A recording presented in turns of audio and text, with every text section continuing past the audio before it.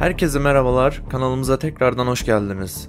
Bugün gizli bir devlet olan Kuzey Kore'de var olan en tuhaf ve oldukça şaşırtıcı gerçeklerden bazılarını keşfedeceğiz. Kuzey Kore, çatışma, baskı ve insan hakları ihlaliyle dolu geçmişiyle dünyanın en izole ve gizemli ülkelerinden birisi. Ama aynı zamanda kendi kültürü, gelenekleri ve tuhaflıkları ile dünyadaki başka hiçbir yere benzemeyen bir ülke. Eşsiz takviminden sahte köyüne, dev stadyumundan hayalet oteline, basketbol kurallarından internet sistemine kadar Kuzey Kore'de sizi şaşırtacak, şok edecek ya da güldürecek pek çok şey var. İsterseniz lafı daha fazla uzatmadan sadece Kuzey Kore'de var olan 15 tuhaf gerçek listesine başlayalım.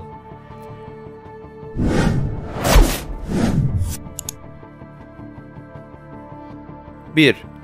Kuzey Kore takvimi kurucusunun doğum tarihine dayanmaktadır. Evet, doğru. Kuzey Kore, dünyanın çoğu ülkesi gibi Gregorian takvimini takip etmiyor. Bunun yerine Kim Jong-un'un büyük babası ve Kuzey Kore'nin kurucusu Kim Il-sung'un doğum tarihi olan 15 Nisan 1912'de başlayan Juche takvimini kullanıyor. Bu takvime göre şu anda 111 Juche yılındayız. 2. Kuzey Kore'de sadece 3 televizyon kanalı var ve hepsi de devlet tarafından kontrol ediliyor. İlk kanal haber, propaganda ve eğitim programları yayınlayan Kore Merkez Televizyonu. İkinci kanal kültür ve sanat programları yayınlayan Mansudae Televizyonu. Üçüncü kanal ise spor ve yabancı filmlerin gösterildiği Yongnam-sam Televizyonu'dur. Ancak istediğiniz her şeyi izlemeyi beklemeyin, çünkü bu kanallar yalnızca günün belirli saatlerinde aktif yayın yapar. 3. Kuzey Kore sık sık elektrik kesintilerinden muzdariptir. Nükleer bir güç olmasına rağmen Kuzey Kore'de kronik bir elektrik sıkıntısı vardır. Ülkenin birçok yerinde her gece elektrik kesintisi yaşanmakta ve bazı kırsal bölgelerin elektriğe erişimi hiç bulunmamaktadır. Seçkinlerin yaşadığı başkent Yongyang'da bile elektrik kesintileri yaygındır. Bu nedenle birçok insan evlerini aydınlatmak için mum, el feneri ya da güneş panelleri kullanıyor. 4. Kuzey Kore'de sadece bir adayın seçilebileceği seçimler düzenleniyor. Evet, yanlış duymadınız. Kuzey Kore, demokratik bir cumhuriyet olduğunu iddia ediyor. Ancak gerçekte tek partili bir diktatörlük. Her 5 yılda bir halkın ülkenin parlamentosu olan Yüksek Halk Meclisi üyeleri için oy kullanması gerekmektedir. Her bölge için oy pusulasında sadece bir aday var ve hepsi iktidardaki Kore İşçi Partisi tarafından onaylanıyor. Seçmenlerin oy pusulalarında evet ibaresini işaretlemekten başka seçenekleri yoktur. Aksi takdirde muhalefet ettikleri için cezalandırılma riskiyle karşı karşıya kalırlar. 5. Ebeveynler çocukları için okulda masa ve sandalye temin etmek zorundadır. Kuzey Kore'de eğitim 11 yıl boyunca ücretsiz ve zorunludur. Ancak bunun bir bedeli vardır.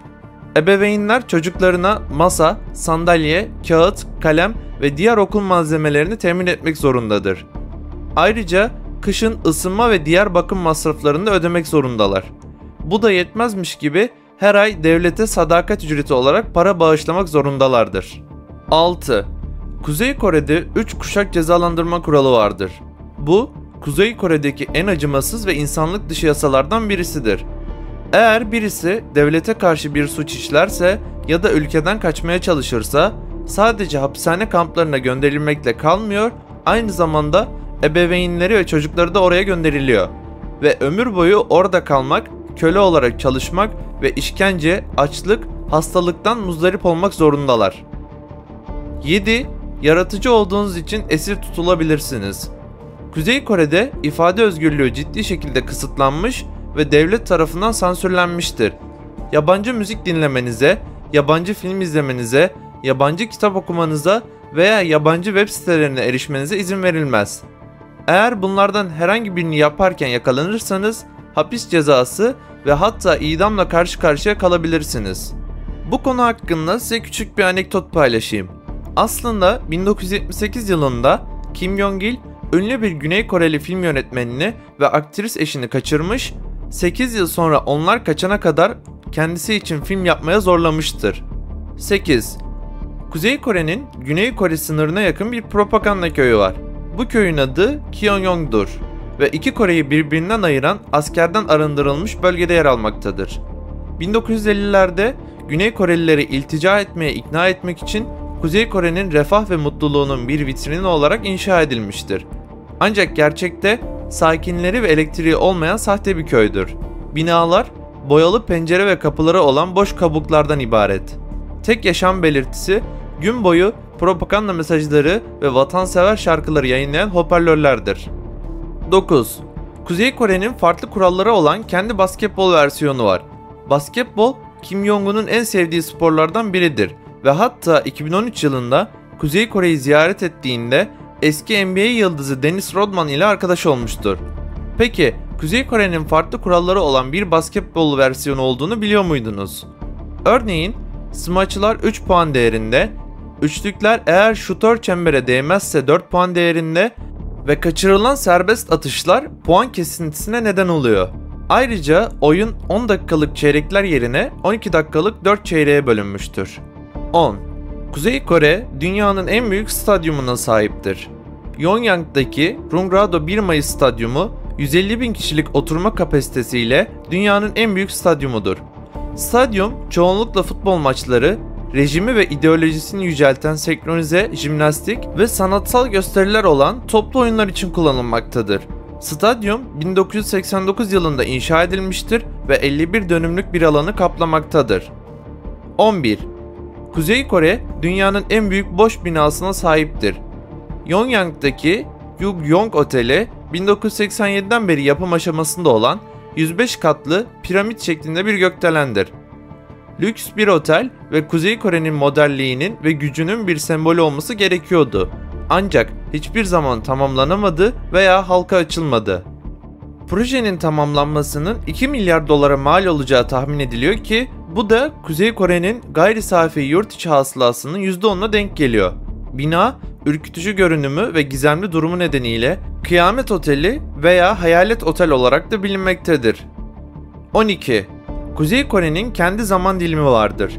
2015 yılında Kuzey Kore, Güney Kore ve Japonya'dan 30 dakika geride olan Yongyang saati adlı saat dilimini oluşturmaya karar verdi. Bu değişikliğin nedeni Kore'nin Japon sömürge yönetiminden kurtuluşunun 70. yıl dönümünü kutlamak ve 1910'da Kore'ye kendi zaman dilimlerini dayatan kötü Japon emperyalistlerini reddetmekti. Ancak 2018'de Kuzey Kore iyi niyet ve uzlaşma jesti olarak saatlerini Güney Kore ile senkronize etmeyi kabul etti. 13. Kuzey Kore'nin yabancı liderlerden gelen tuhaf bir hediye koleksiyonu var. Pyongyang yakınlarındaki uzak bir dağ beldesinde Kim Il-sung, Kim Jong-il ve Kim Jong-un'un yıllar boyunca yabancı liderlerden ve ileri gelenlerden aldığı 200 binden fazla hediyenin sergilendiği Uluslararası Dostluk Sergi Salonu adlı bir müze var. En dikkat çekici hediyeler arasında Joseph Stalin'den kurşun geçirmez bir limuzin, Madeleine Albright'tan Michael Jordan imzalı bir basketbol topu, Daniel Ortega'dan içki tepsisi tutan dondurulmuş bir timsah yer almaktadır. 14. Kuzey Kore'nin kendi internet versiyonu var. Kuzey Kore'de internet son derece kısıtlı ve devlet tarafından sansürlenmiş durumda. Çoğunluğu hükümet yetkilileri, bilim insanları ve bilgisayar korsanları olmak üzere sadece birkaç bin kişinin küresel internete erişim vardır. Nüfusun geri kalanı yalnızca Korece'de parlak yıldız anlamına gelen Yamyong adlı yerel interneti kullanabilir. Yamyong devlet onaylı web sitelerine, e-posta hizmetlerine, haberlere ve eğlenceye erişim sunuyor. Ancak rejimle ya da politikalarıyla çelişen veya bunları eleştiren herhangi bir şey bulmayı beklemeyin. 15. Kuzey Kore'nin Juche adında bir ideolojisi vardır. Juche, Kuzey Kore'nin resmi ideolojisidir ve Kuzey Korece'de kendine güven anlamına gelmektedir. Kim Il-sung tarafından geliştirilmiştir ve ulusal bağımsızlık, siyasi egemenlik, ekonomik kendine yeterlilik ve askeri gücün önemini vurgular. Aynı zamanda Kim ailesi etrafında kişilik kültürünü ve onların halk üzerindeki mutlak otoritesini teşvik eder. Juche, Kuzey Kore yaşamının tüm yönlerine rehberlik eden eşsiz ve üstün bir sosyalizm biçimi olarak kabul edilmektedir. Bugünkü videomuzun sonuna geldik. Umarım sadece Kuzey Kore'de var olan bazı tuhaf gerçekleri öğrenmekten keyif almışsınızdır. Eğer hoşunuza gittiyse lütfen bu videoyu beğenip daha fazla ilginç içerik için kanalımıza abone olun. Ayrıca Bu ilginç gerçekler hakkında neler düşündüğünüzü ve gelecekte görmek istediğiniz yaratıcı konuları yorumlarda bize bildirin. İzlediğiniz için teşekkür ederiz.